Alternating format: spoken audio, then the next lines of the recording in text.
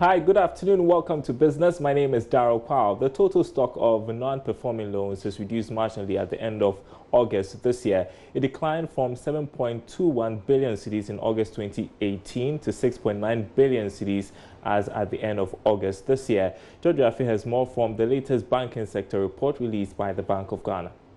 Decline in the stock of non-performing loans, or let's say loans that banks fear will not be paid back on time by borrowers, was not necessarily as a result of significant recoveries, but rather due to Bank of Ghana's recent directive for banks to write off some of these debts.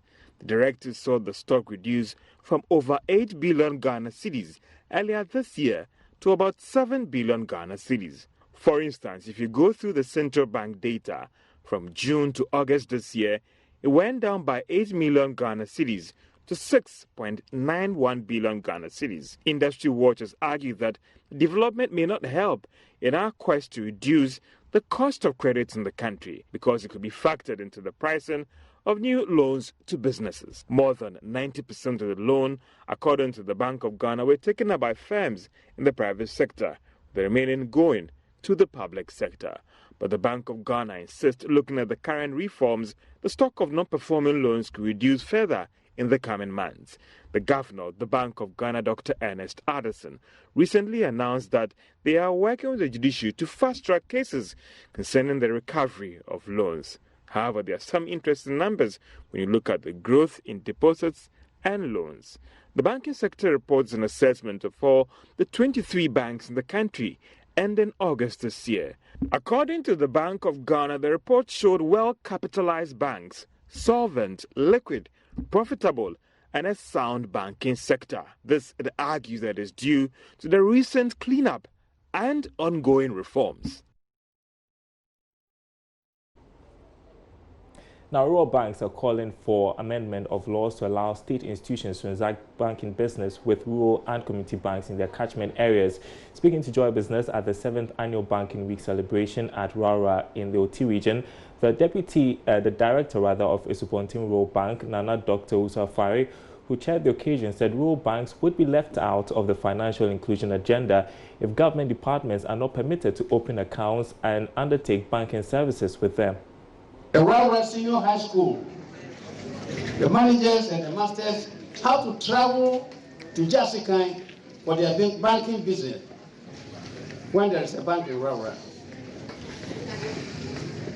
We hereby invite the Minister of Finance to review this decision. For instance, just yesterday, an accountant of a small hotel in Rara had to travel to Jasikai to pay the social security contributions at Ghana Commercial Bank. When there's a bank here, they would have opened an account here so that we don't have to spend money to travel. But the regulation is that all government institutions should open their accounts with Ghana Commercial Bank.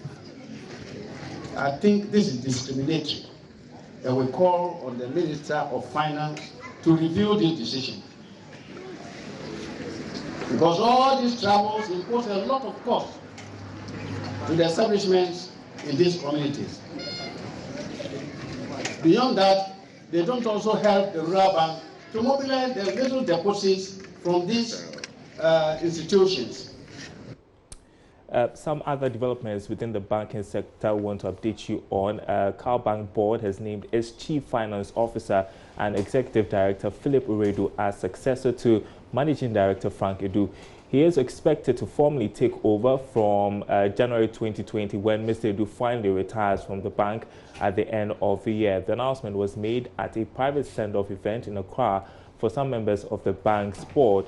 Mr. Uredu joined Cal Bank in December 2004 from KPMG, where he served in senior management position. The bank also has reportedly named 6 new persons to join the board, which is expected to increase to 11 members, but the appointment of a new managing director and 6 new board members are subject to regulatory and shareholder approval.